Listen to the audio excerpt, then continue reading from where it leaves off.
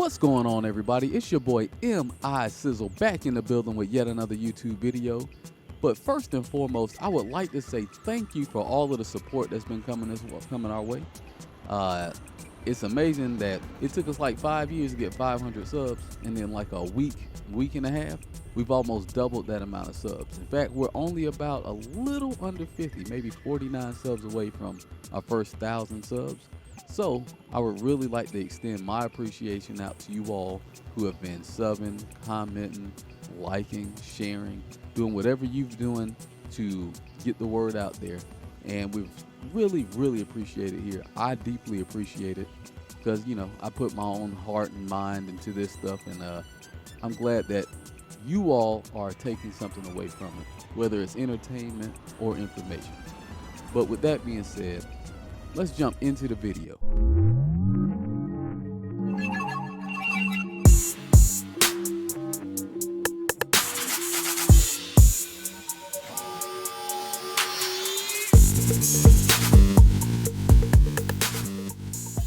All right, so we're going to be talking about strings, the differences between strings, moves that go into cancels, moves that go from a move to a stance transition, and then modern stance transitions. And we're going to look at some of the differences on a very minuscule level. Obviously, there's a lot of depth that goes into all of these aspects.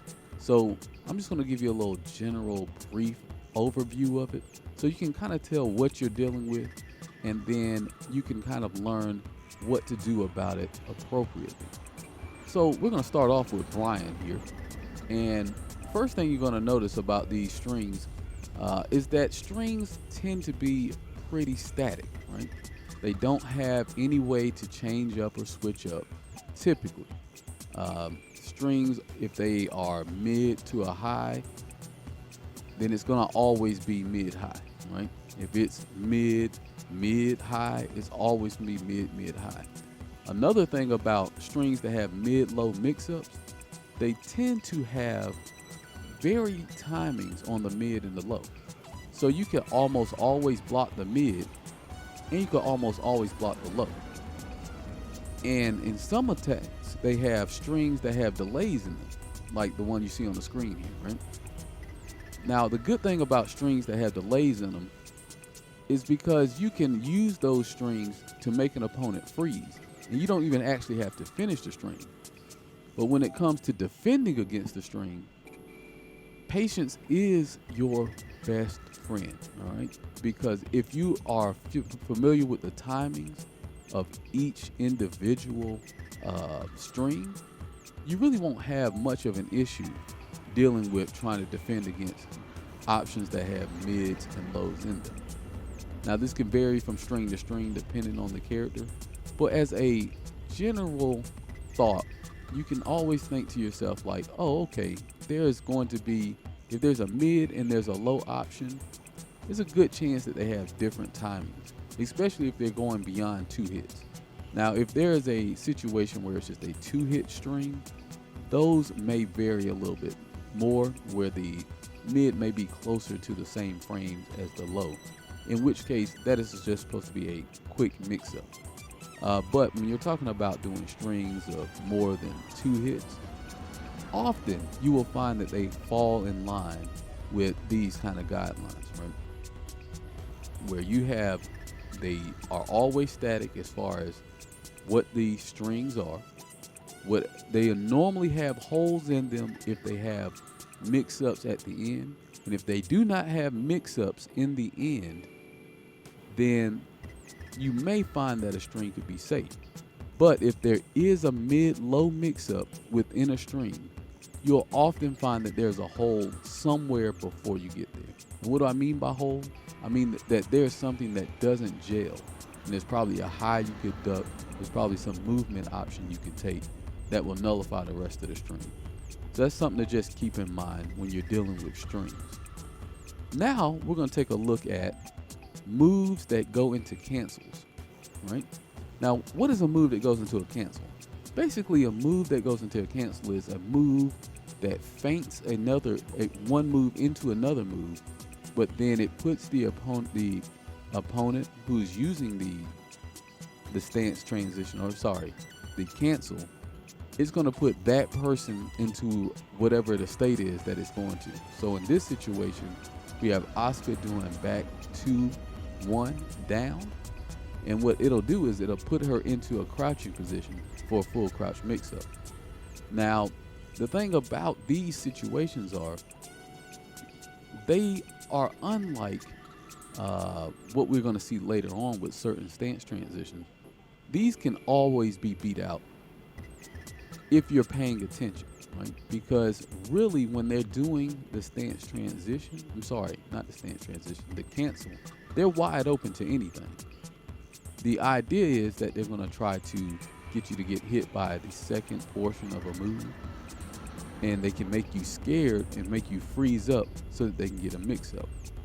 But we'll notice that a lot of the times when you see cancels like this, they can just always be beat. If you look down, you'll see that I'm pressing 4, but nothing's coming out, right? You see that I'm pressing the 4 there? Nothing is happening.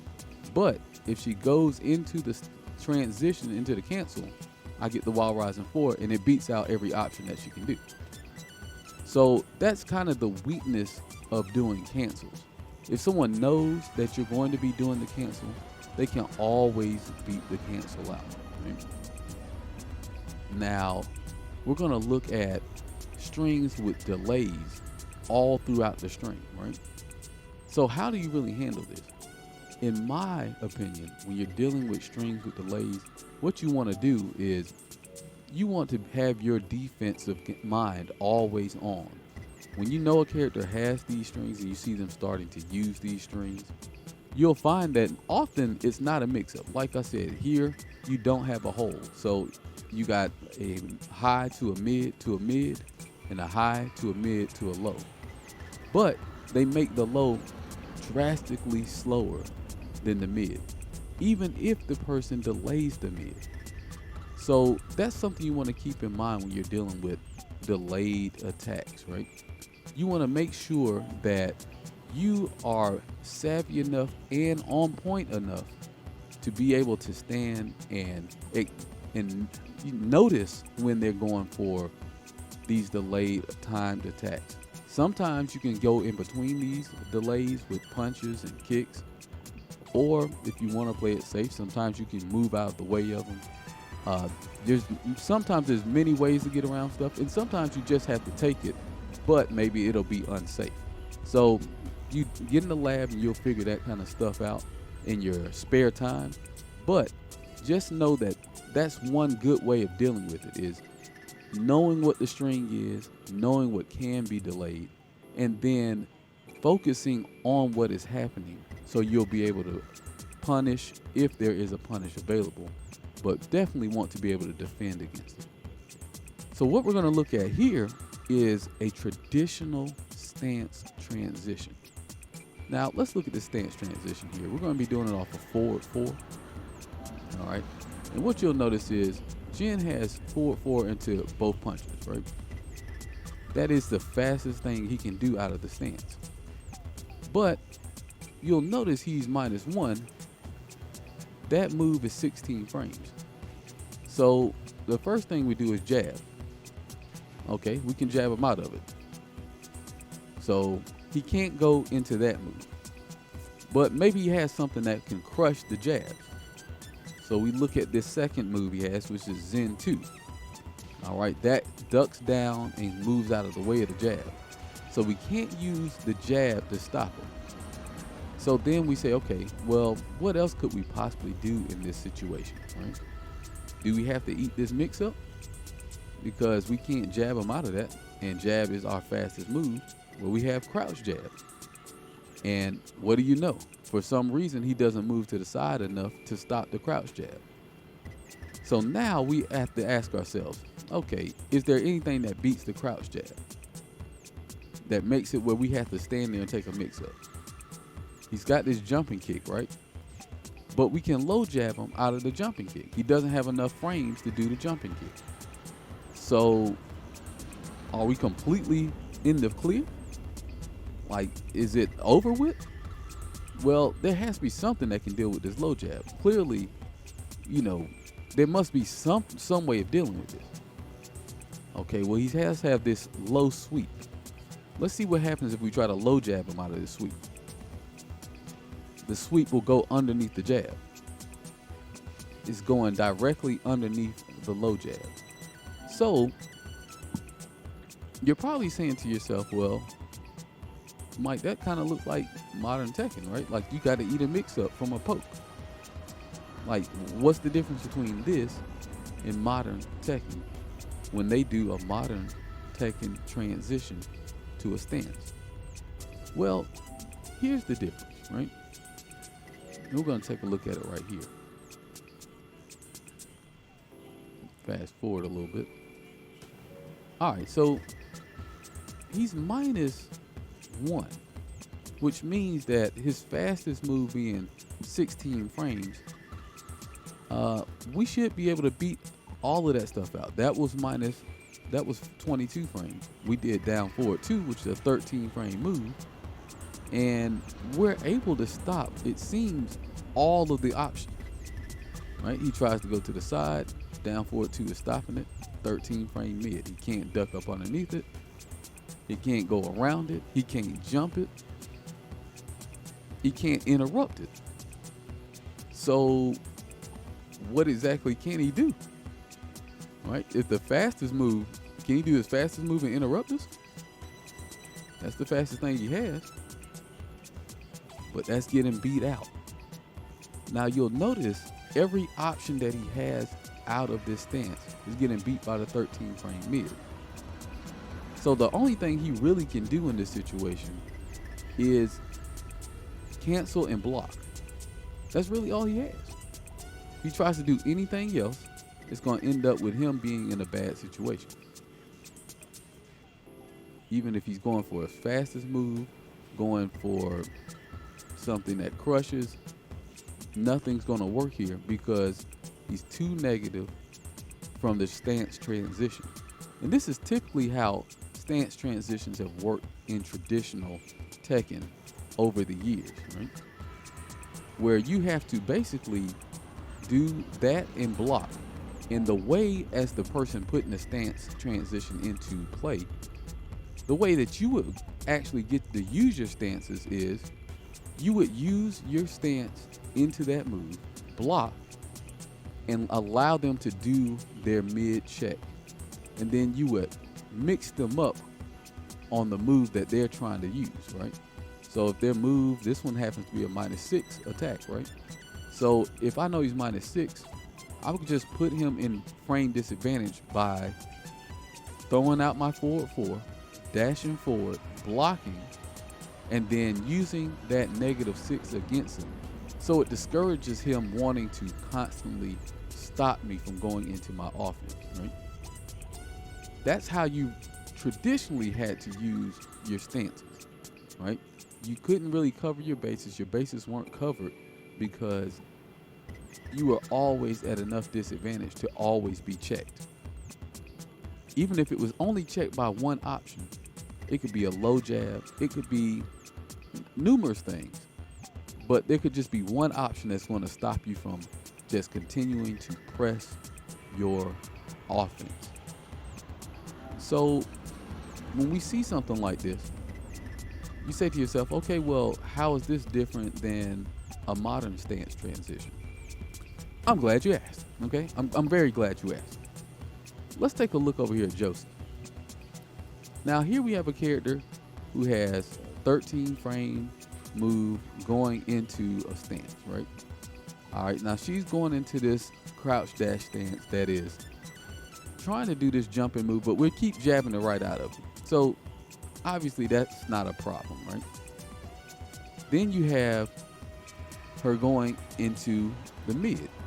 So if we try to jab her out of the other mid, that gives her frame advantage. We notice that if we're doing it immediately, we will get launched. It'll just go right up underneath that. So now when we decide like, okay, well, I don't want to swing crazy and get launched. Then we run the risk of what? We run the risk of this happening to us. kicking us in the leg. Now, what you'll notice about that kick in the leg is that's +4. The move she's starting the string off with, starting the transition off with, is a 13 frame move. So if she hits you with that low, she basically can go uninterrupted outside of power crushes and movement. She can go uninterrupted from that mix-up back into that mix-up. So let's continue to go down the path, because if she's able to do that, are we able to hit her out of it? We are. Okay, so we've realized like we can jab her out of 2 out of 3 of these options, right? So really there shouldn't be a problem. But I don't want to get my ass launched. So I wonder if I can low jab some of these scenarios, right? So let's see. Okay, I go for the low jab. I'm able to stop it, no problem. So that's gonna stop both. It's stopping 2 out of 3 options already. But we need to check and see about this jumping move. Is it gonna jump over the low jab? Are we in the clear, right? All right, so we got the low jab. We got that for the jumping move. And we're able to jab before she's even able to jump. So it looks like everything's okay, right? We just, after that kick goes out, we just immediately start low jabbing, right? We have no issues. Can't go up underneath it. We're just gonna punch her right in her shit.